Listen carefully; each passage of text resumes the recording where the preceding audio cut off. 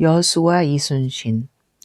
임진왜란이라는 끔찍한 대란이 일어나기 14개월 전 이순신이 온 곳이 바로 다름 아닌 여수였다.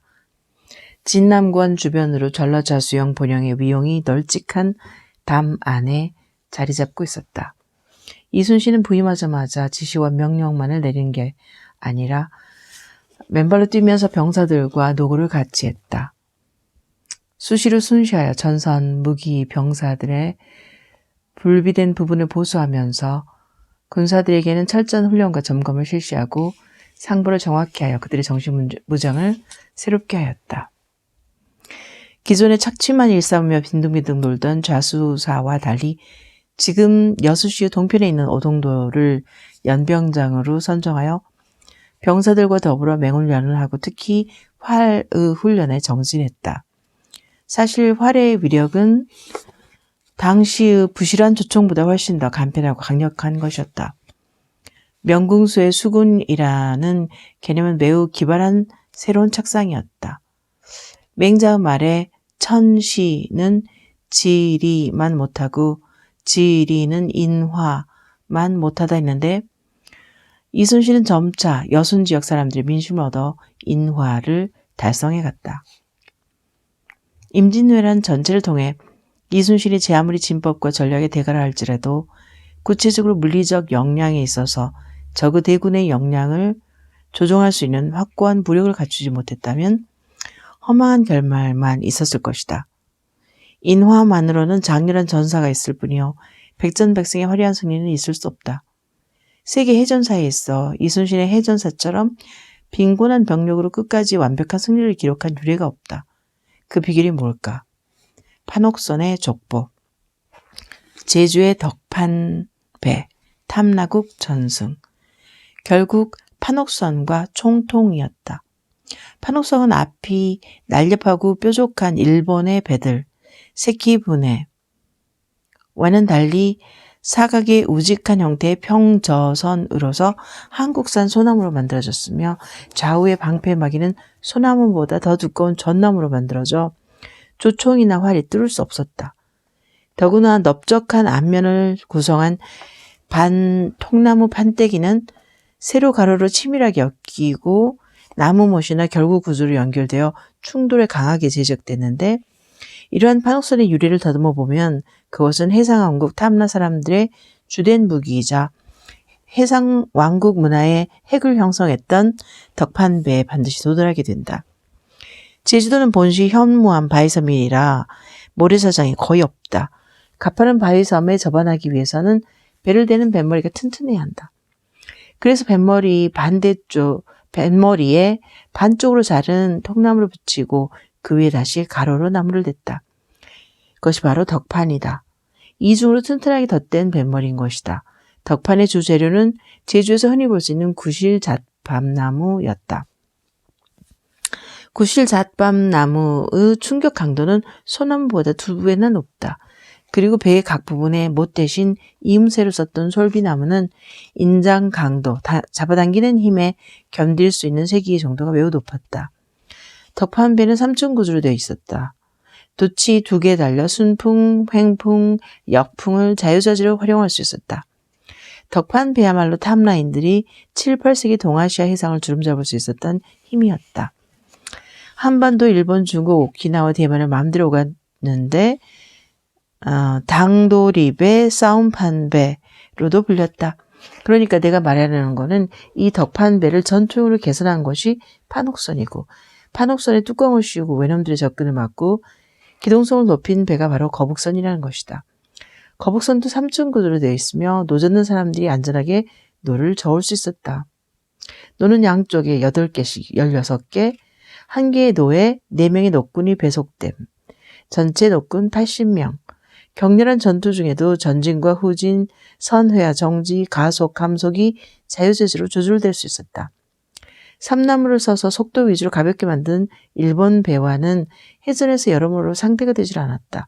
그리고 일본 배는 우리 판옥선 규모의 주선인 아다케분해조차도 길이 28m, 화포를 실지 않았다. 그들은 적선에 접근하여 재빨리 올라타서 칼싸움하는 것을 주특기로 생각했으니 전혀 본격적인 해전의 준비가 되어 있질 않았다. 그러니 이순신 함대의 실질적 파워를 당해낼 재간이 없었다. 이순신은 1년 남짓한 기간 동안 엄청난 양의 화포와 20여 척, 최소 26척, 최대 29척의 판옥선을 확보했다. 이순신이 일본 배 침략선 700척이 부산 앞바다에 나타나기 전날인 1592년 4월 12일 거북선에서 현자 총통의 실험을 마친 것은 우리 역사의 기적 중의 기적이라 해야 할 것이다. 그토록 조정이 썩었는데 아무도 그 절박한 방위의 위기감을 느끼지 못하고 있었는데 어떻게 이순신은 좌수영에서 그토록 완벽한 전쟁 준비를 완수할 수 있었는가? 이 미스테리 중의 미스테리는 우리 민족사에 던져진 최대의 선물이다. 그러나 그 선물은 성웅 이순신의 예지로밖에는 설명이 되지 않는다. 그러나 그러한 기적적 예지, 우리 민족의 행운은 여수 지역의 하부 구조와 여수 인민들의 축적된 기술력 그리고 제주 인민의 지혜를 배제하고선 설명이 될 길이 없다.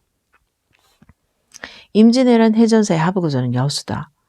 여수는 천혜의 아름다운 항구도시며 수산자원, 육지자원이 다 풍족하고 기후 조건이 양호한 곳으로 경제적 토대가 나쁠 수가 없다. 오로지 조선조에 들어서 너무나 심한 압박 속에서 착취를 당해 사람들의 원한이 쌓인 것이 제주와 같다. 여수에는 우수한 뱃사람들이 많아 조선의 기술이 축적된 곳이고 이순신의 위대한 인격체를 만나 한 마음이 되고 더 이상 억울하게 뜯기지 않게 되자 이순신의 요구 또한 가혹한 것이었지만 공의가 있었으므로 합심 협력하여 단기간에 배와 화풀을 만들었던 것이다. 인류새 눈부신 족적을 남긴 거북선은 단지 나대용, 나주 사람 1556년에서 1612년 창안에 의한 것이 아니라 여수에 축적된 조선 기술 문화의 창발로 봐야 할 것이다. 거북선을 만든 것은 어디까지나 핍박받던 여수 사람들이다. 그럼에도 불구하고 여수는 전후에도 복현조차 되지 않았다. 그리고 이순신은 1593년 7월 한산도로 번영을 옮겼지만 그것은 전략적 수군기지 이동일 뿐이었다. 해전을 치르는 데 있어 우리 전선의 위상을 노출시키지 않을 뿐 아니라 적들에게는 항상 미로와 같은 지형인 한산도 주변의 모든 형국이 하객진 같은 전술 펼치기에 이상적인 장소였기 때문이다. 그리고 일본의 해상 진출을 보다 효과적으로 봉쇄할 수 있었다. 그러나 실질적인 번영은 어디까지나 여수에 있었다. 이순신의 모든 보급품은 항상 여수에서 왔다. 거제도 주변의 경상도 지역은 비난하기 그지없어 식량 등 아무런 보급을 받을 수 없었다. 그해 그 지역 사람들은 가뭄과 기아에 허덕였다. 이순신의 모든 전투를 지켜준 하부 구조는 여수였다. 이순신과 두무학. 이순신은 본디 남쪽 바다 사람이 아니다. 그리고 무관으로서의 경력이 해전으로 다져진 사람도 아니었다. 그런데 어떻게 그는 그토록 해상권을 완벽하게 장악하는 세계 해전사에 빛나는 해군 제독이 됐을까? 제주도는 3다의 섬, 여자가 많기로 유명하다. 그런데 그것은 성염색체의 문제가 아니다. 남자들이 도저히 갇힌 제주섬의 핍박 속에 견딜 수 없어서 섬을 탈출하기 때문이었다. 탈출한 제주도 사람들은 어디로 가는가? 결국 조선 대륙의 남부 해안에 정착하기 마련이다. 이런 사람들을 두무학이라고 불렀는데 두무학이 많이 간 곳이 김해, 여수 등지였다. 여수는 물자가 풍부하고 비교적 개방적인 곳이기 때문에 두무학들이 많이 근거지를 삼았다. 그런데 육지에 빌부터 살기 어려운 사람들끼리 아예 배를 만들어 배에서 생활하는 제주 난민이 많았다. 이들은 배를 타고 떠돌며 해산물을 거둬들였고 무역을 했다. 이들은 관을 피해 바다를 떠돌며 생활을 했다. 배 안에서 산다는 것은 특별한 조직과 디서플린을 필요로 한다. 이들은 천문과 해리, 바다의 지리에 밝은 귀재였다. 바다 곳곳의 형국과 형세를 세밀하게 알았다. 수천 년 동안 바다와 더불어서 산 사람들, 말 수백 마리를 싣고 항해를 계속했던 사람들, 이들 두무학은 바다의 모든 역경에서 살아남을 수 있는 위대한 해지의 재원이었다. 사실 이순신의 해전을 이끌어간 천재들의 지략에는 이런 두무학의 지혜가 큰 몫을 했다고 나는 생각한다. 무호남 시무국가. 마지막으로 약무호남 시무국가라는 말을 한 번만 다시 씹어보자. 약이라는 것은 if 같은 가정사다. 시라는 것은 일종의 허사와 같은 것인데 즉 정도로 이해도 무방하다. 만약 호남이 없었다면 국가 그 자체가 없어졌을 것이다. 많은 사람들이 이것을 가정법으로만 이해하고 안도의 한숨을 쉰다. 마저 호남이 버텨줬기 때문에 국가의 명맥이 유지될 수 있었지. 그래서 많은 호남인들이 가정법을 위로를 삼고 자신들의 정체성을 찾으려 한다. 실제로 임진왜란 당시 이순신이 호남 앞바다 일본 함대가 지나갈 수 없도록 바다를 굳건히 봉쇄한 것은 사실이었고 그 결과 육지로 올라간 왜군들이 맥을 출 수 없었다. 해상 루트로 보급품이 올라올 수 없었기 때문에 육지에서 고립된 왜군은 활동에 한계가 있었다. 약이라는 가정법은 호남이 없어진 적이 없다라는 사실을 전제로 하고 있다. 하나, 가정법은 어디까지는 가정법이다. 약이라는 가정법이 없어지면 어떻게 되나? 그것은 무호남이다. 호남이 사라지게 된 건 그러면 국가도 사라진다. 그런 적이 있었는가? 있다. 호남은 사라졌다. 나라도 사라졌다. 어떻게 해서 호남이 사라질 수 있나? 그것은 간단하다. 호남을 지켰던 성웅 이순신이 사라지면 호남은 사라진다. 우리는 임진왜란만 알고 정유재란 1597년 7월 재침, 일본에서는 임난을 분로쿠노에키라 하고 정유재라는 케이초노에키라 하여 구분짓는다. 이 성격을 독자적으로 이해하지 못한다. 우리는 실제로 임진왜란은 좀 벙벙한 서막이었고 이 왜란의 진면목은 정유재란에 있었다. 우리 민족의 피해는 재란에서 극상에 달했다. 토요토미 히데요시, 그 인간의 상상력. 토요토미 히데요시는 좀 황당한 환상가적 기질의 사나이였다. 당시 그는 30만의 정예 직업군인 사무라이 군대를 이끌고 전국 센코쿠 1467년에서 1568년을 통일하여 군웅 할거시들을 끝낸 그에게 바로 이 군웅과 사무라이들의 처리 문제가 남아 있었다. 그들에게 나눠줄 땅이 무진장 있는 것도 아니고 그렇다고 다 죽일 수도 없고 하여튼 이들의 에너지와 불만을 해소시킬 수 있는 최선의 방법은 해외 원정이었다. 에너지도 분산시키고 땅도 빼서 나눠주고 하면 문제가 해소되는 것이다. 양아치 사회에서는 똘마니에게 추상적인 논리는 통하지 않는다.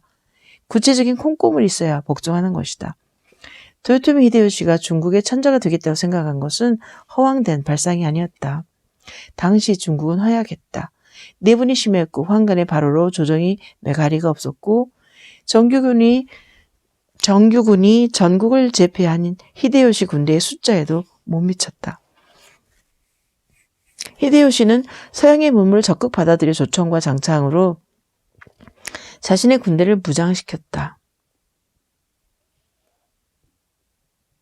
히데요시는 진실로 중국의 천자가 될 수 있다고 생각했으며 그의 정복을 인도까지 확장시킬 그런 그랜드한 꿈을 가지고 있었다.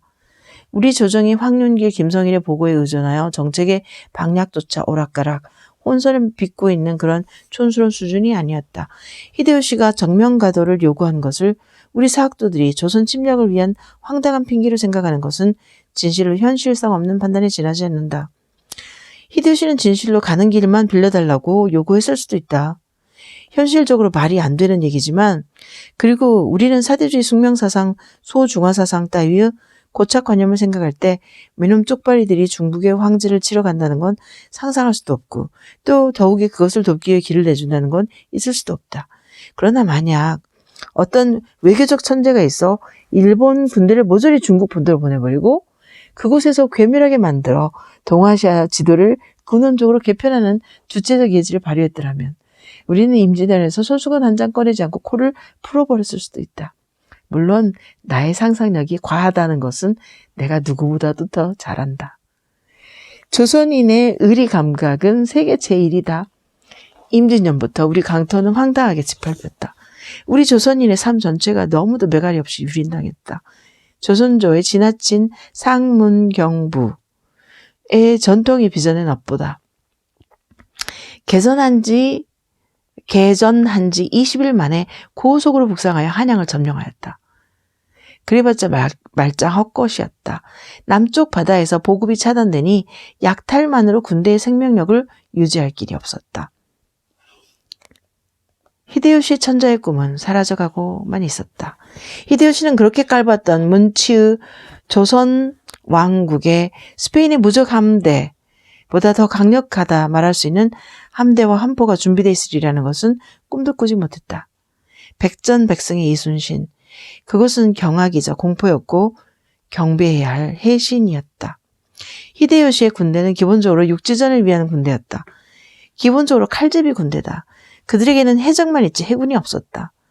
해적의 기습용 날랜 배만 있었지 해군의 위용을 갖춘 함대가 없었다. 그러나 이순신의 함대는 완벽한 수군 함대였다.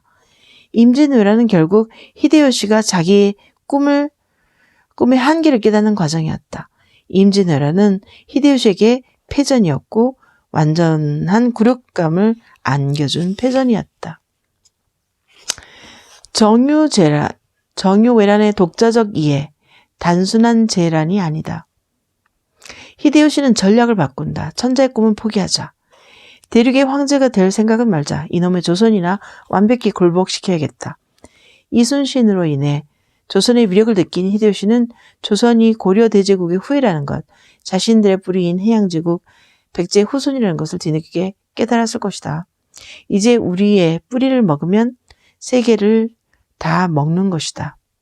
가자. 우리의 새로운 목표는 호남이다. 우리나라에서는 임진왜란이라는 명칭이 보통 정유재란 기간을 포섭하고 있기 때문에 임진왜란과 정유재란의 독자적 성격을 말하지 않는다. 그러나 정유재란은 임진왜란의 단순한 익스텐션이 아닌 독자적인 정유왜란으로 인지되어야 한다. 이미 히데요시는 임진왜란을 통해 조선의 정황을 정확히 파악했고 첩자도 자유롭게 침투시킬 수 있었다. 히데요시 목표는 약무호남의 가정법을 직설법으로 바꾸는 것이었다. 이제 호남은 없다. 히데요시 군영에서는 삼도 수군 통제사 이순신이 바다를 제패하고 있는 한 침공은 무의미하다는 것을 잘 알고 있었다. 그들의 방법은 뻔한 술수였다.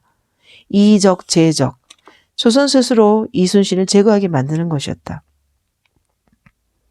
도요토미 똘마니들은 선조라는 멍청한 인물의 무책임한 판단력에 관해서 충분한 이해가 있었고 또 이순신과 원군의 타협할 수 없는 알력 관계에 대해 잘 알고 있었다. 남의 말을 별로 하지 않는 이순신이 난중일기에서 임진왜란 초기 3년 기간에 원균을 언급한 것이 95회에 이른다. 그 떳떳지 못하고 치졸한 모습에 대한 분노와 비난이 줄을 이룬다. 코니시 유키나가의 부하 요시라의 밀서 하나로 결국 이순신은 제거된다. 원균이 삼도 수군 통제사가 되고 이순신은 함거에 실린 채 5년 동안 정들인 한산도를 떠난다. 선조라는 정신병자, 고문당하는 성웅. 그가 서울에 도착한 것은 정유년 3월 4일. 그날 저녁으로 감옥에 들어갔다. 이순신의 잘못은 요시라의 밀서에 담긴 정보가 이미 무의미한 정보일 뿐이며 수군을 동원해 싸움을 한다는 것은 보다 신중하게 상황을 봐서 해야 한다는 것일 뿐인데 그러한 신중론이 조정의 말을 안 듣고 싸움을 거부한다는 반역으로 인지된 것이다. 다시 말해 항명으로 인지된 것이다. 제대로 된 군대 체계도 갖추지 못한 국가가 절체절명의 국난의 시기에 이순신 같은 명장을 하옥시킨 것은 사법상의 절차를 할지라도 어찌하여 고문을 감행하는가. 투옥 8일 후 3월 12일 이순신은 혹독하게 고문을 당한다. 그리고 이순신의 목을 베야 한다는 여론이 비등한다. 선조는 실제로 아무 대책도 없이 그의 목을 벨 생각이었다. 이순신은 선조가 발탁한 인물이다. 그러나 선조에게 이미 이순신은 위압적 존재로 느껴지고 있었다.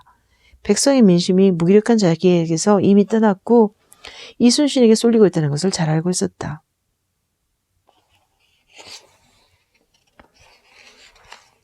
정탁의 신구차.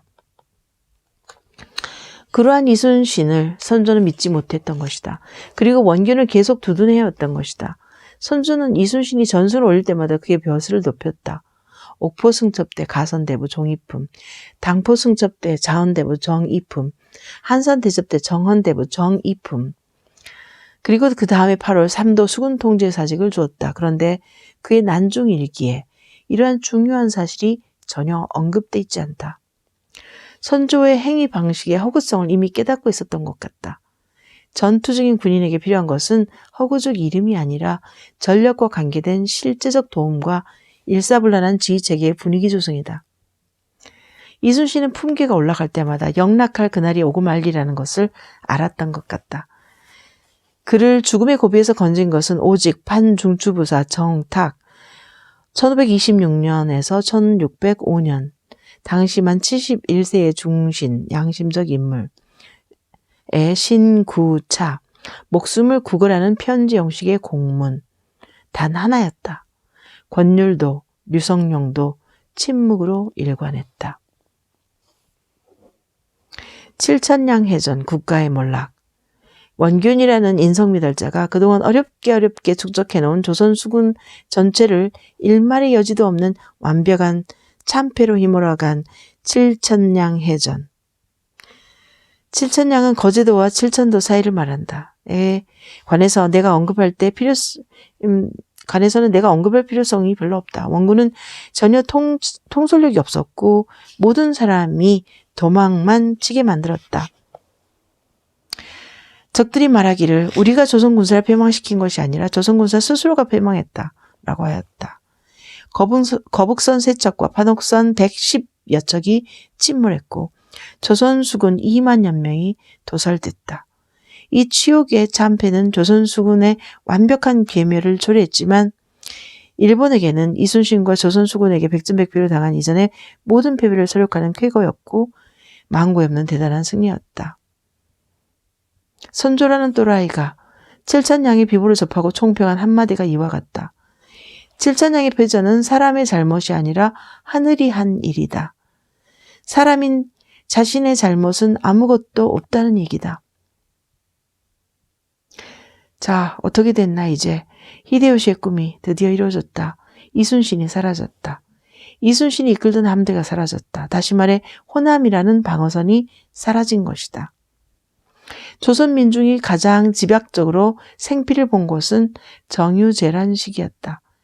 칠천량 해전의 대첩 직후 일본군 제장회의에서 결정된 것은 호남의 웅부인 남원과 전주를 공략하는 것이었다.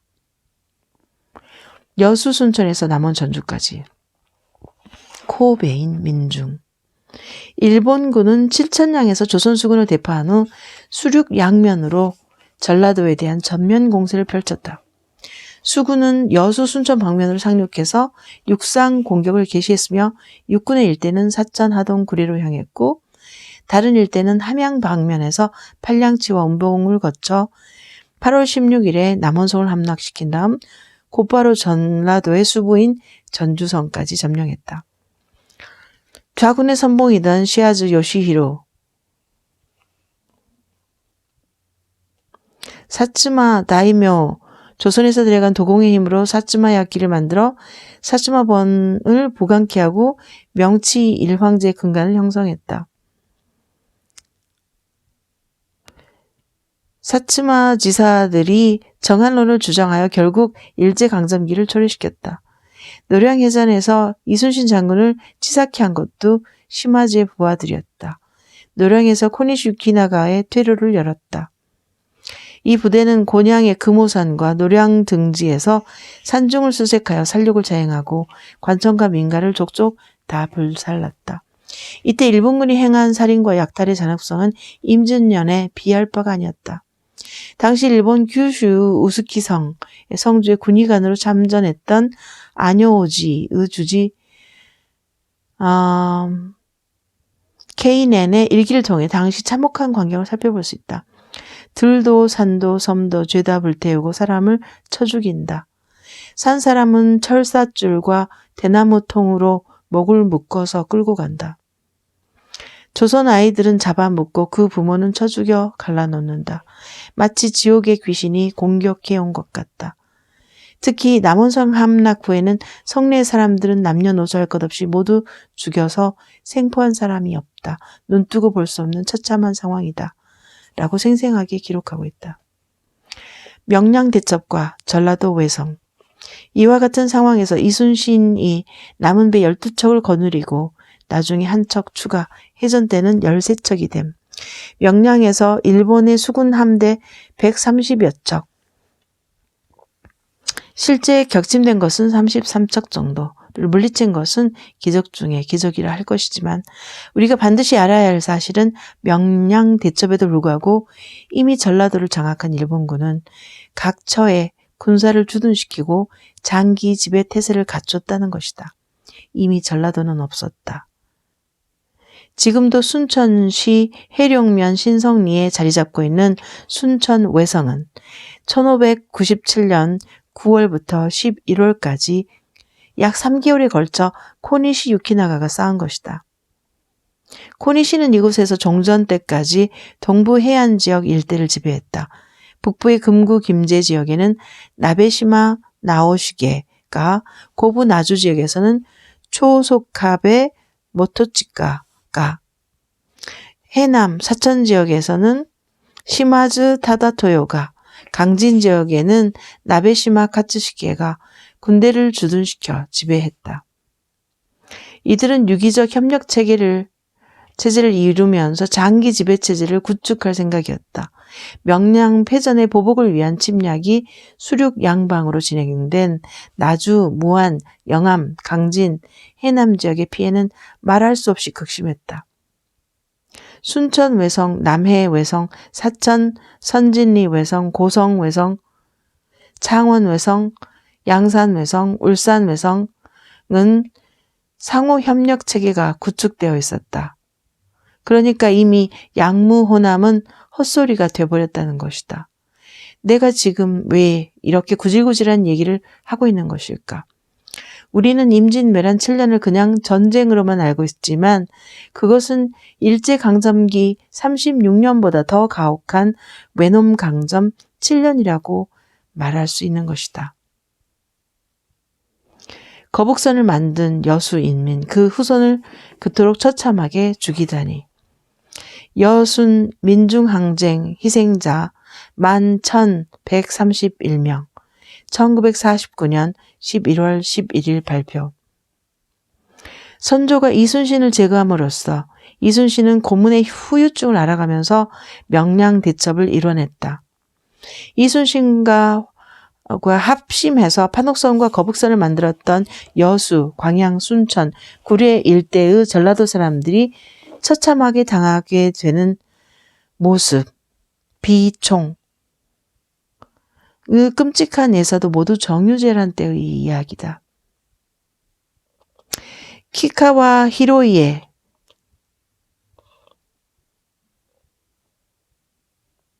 의 경우 1597년 9월 21일 진원에서 취한 코가 870개, 9월 26일 영광 진원 일대에서 취한 코가 무려 1040개에 달했다. 이것은 일례에 불과하니 전체 희생의 규모를 짐작할 수 있다. 도공이 규슈 지역으로 끌려간 것도 이때의 이야기다. 여순의 민중이 이승만의 토벌군에게 당하는 모습 사이에는 묘한 아날로지가 성립하고 있다는 것이다. 역사는 이렇게 반복되고 있다. 나는 사실 곧바로 여순 민중항쟁의 이야기를 하려 했는데 김지용 군이 꼭 여수의 역사 이야기를 해달라고 조르는 바람에 한 번 손을 댔다 또 이렇게 장황하게 길어졌다. 사실 나는 여수 MBC에서 여수 역사 이야기를 하려고 이런 자료들을 다 준비해갔다.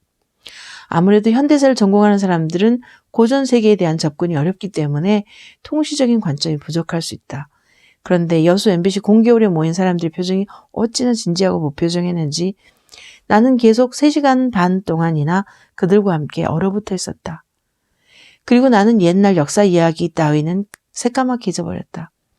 지금 해놓고 보니 역시 삼복삼파를 모르고 여수를 이야기한다는 것, 그리고 기나긴 여수와 제주의 소통과 연대감의 세월을 모르고 여순 민중항쟁을 논할 수 없다는 생각이 든다. 사실 내가 이 원고를 쓰게 된 가장 직접적인 계기는 여순 민중항쟁을 널리 알려서 여순 민중항쟁 특별법을 국회에 통과시킴으로써 여순 민중항쟁으로 당한 사람들을 신원해주기 위한 것이다. 제주 4.3은 이미 특별법이 통과되어 공론화가 이루어졌고 공원도 만들어졌고 연구기관도 성립됐고 보상 문제도 논의되기 시작했지만 여순의 경우 전혀 특별법 통과에 관한 국민의 여론이 충분히 성숙하지 못하고 있는 것이다. 이 책이 100만 부라도 팔려서 사회적 여론을 이끌고 간다면 얼마나 좋을까 그런 생각을 해보는 것이다. 이 책을 읽는 재연들은 삶의 가치를 추구하는 지사라고 생각한다면 단 10권이라도 사서 주변 사람들에게 선물해야 할 것이라고 생각한다. 이 책은 사상이 아니라 운동이다. 이 책은 역사서술이 아니라 우리 의식에 던져지는 방할이다. 가치를 추구하는 자라면 이 책을 읽은 후 얻는 깨달음을 만세 만민에게 전해야 할 것이다.